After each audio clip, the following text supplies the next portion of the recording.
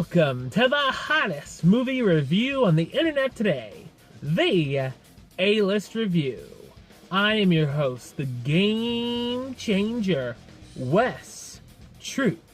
And you can tell I'm outside because I am just about to hit the theaters right in back of me and check out the latest movie to open this weekend. We had Da Vinci Code, we had Angels and Demons. Now Tom Hanks and Ron Howard bring us Inferno.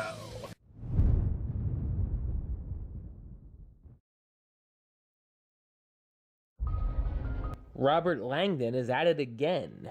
This time he wakes up in the hospital after a bullet wound to the head and is suffering from amnesia.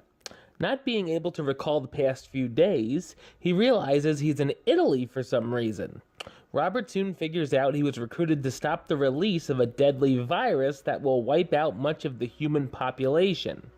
Langdon, along with the doctor from the ER, follow a trail of clues based on Dante's Inferno to stop the virus and save the lives of billions while being pursued by a number of foes. So what did I think of Inferno? I thought it's a serviceable mystery thriller.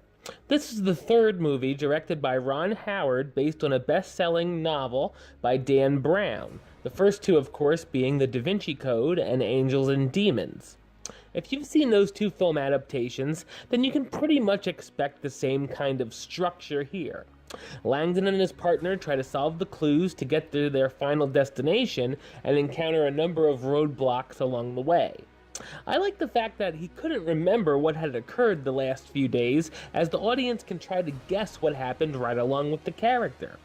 This time the characters travel to beautiful locales in Florence, Venice, and Istanbul, where they run through museums, crawl around attics, and try not to make any critical errors before their time runs out.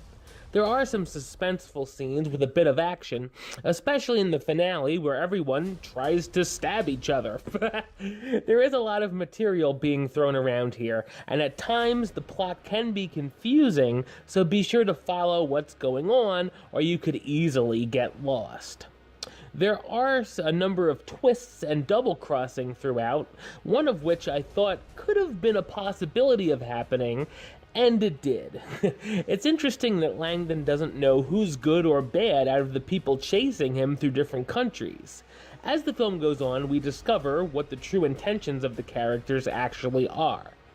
Tom Hanks reprises his role as Robert Langdon, the professor of symbology at Harvard University who's recruited to solve another critical case but is attacked in the process.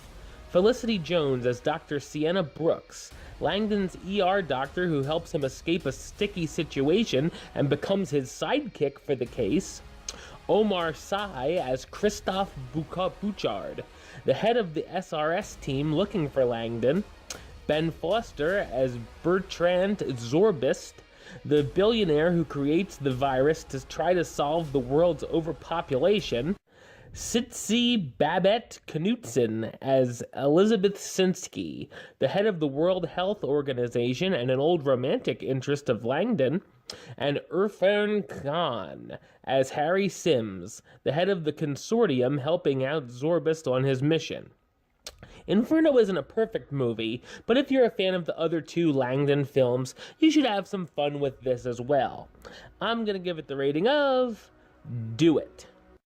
Alright, well that's the show. I'll be back with another review very soon. But until then, don't forget to subscribe right here on YouTube.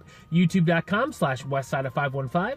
You can like the show on Facebook, Facebook.com/WestTroopAlist. And of course, you can follow me on the Twitter or the Instagram @WesAlist. Until next time, Troop out.